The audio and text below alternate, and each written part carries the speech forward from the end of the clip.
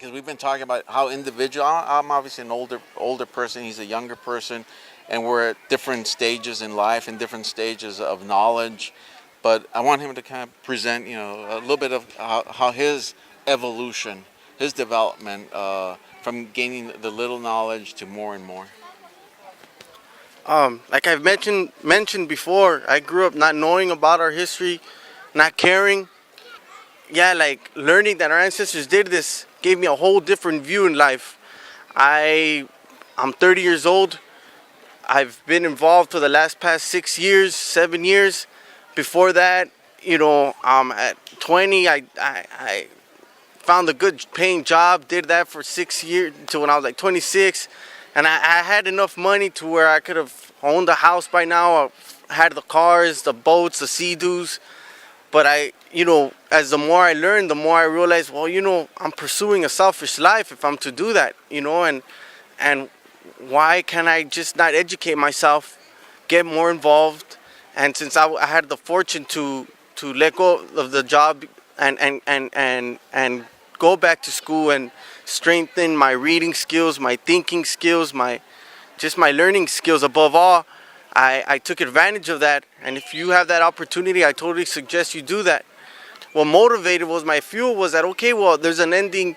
Where I want to end at is I want to be able to speak more intelligently about my history. I want to be able to think more intelligently about my history and our future, something that Olin's presented here, like what is our future, and learning our history, is clear that these past 500 years, our future has not been, dictated by us. It's been dictated by the foreigner, by the invader.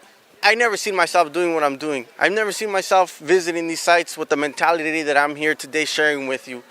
And I'll just even say that I grew up hating the study. I never took school serious. And so just to give you a little background, that now I'm in school and with the taking it serious, sitting front row. And what do I do after I leave school? I'm active with Mexica Movement.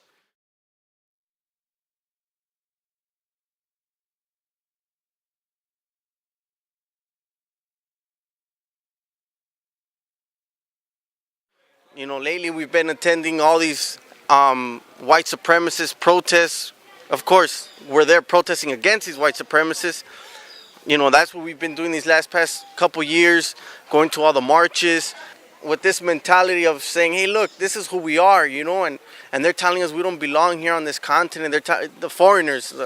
I'm going somewhere else with this, but I guess my personal experience is the fact that I never seen myself doing this. I never seen myself taking education serious, but now I found out that we got our own education and it's lying in ruins just like this. It's abandoned and it needs us. It needs our voice. It needs our vision.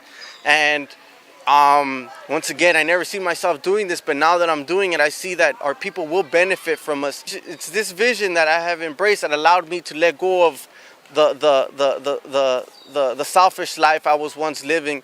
And of course, I was living that selfish life without knowing the truth about our history and the potential intelligence that we all have and what we could do with that intelligence if it's gathered in a collective base.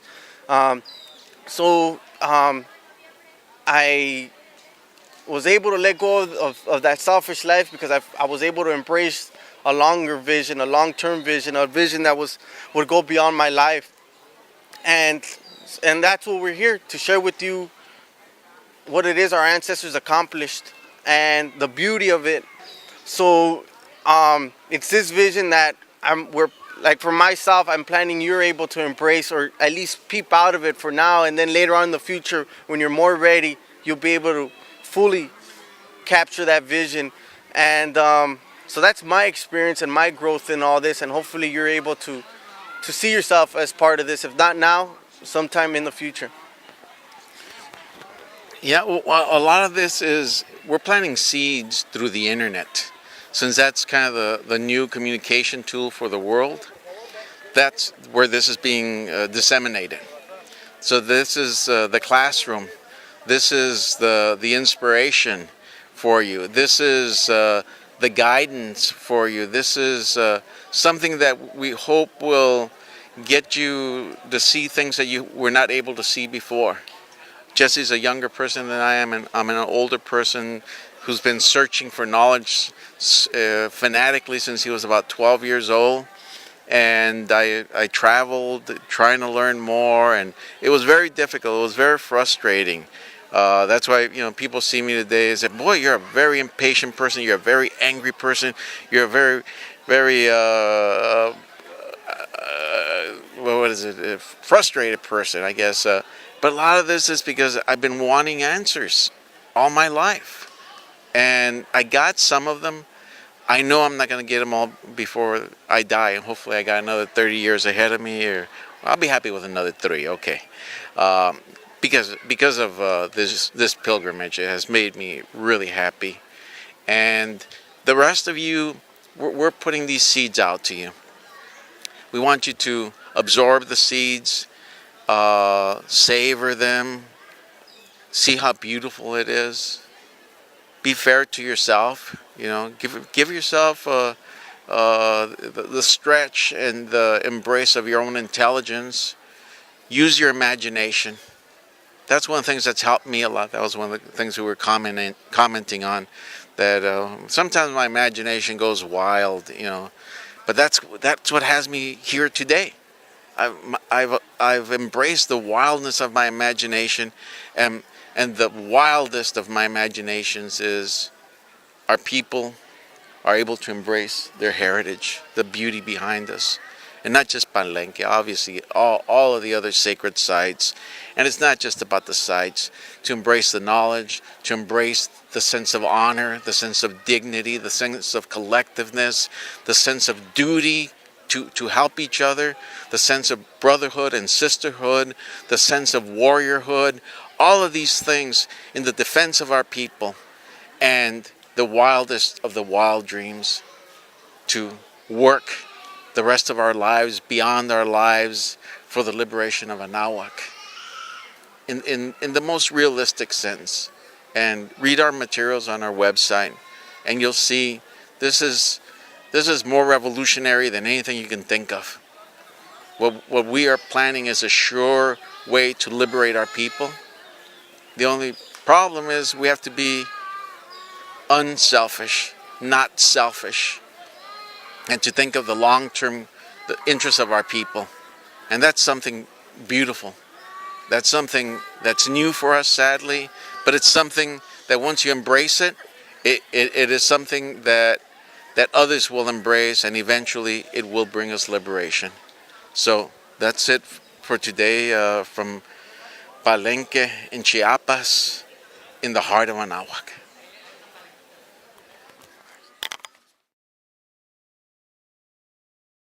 Do something, take some actions, intelligent actions, like being part of the work that we're doing here with Mexica Movement.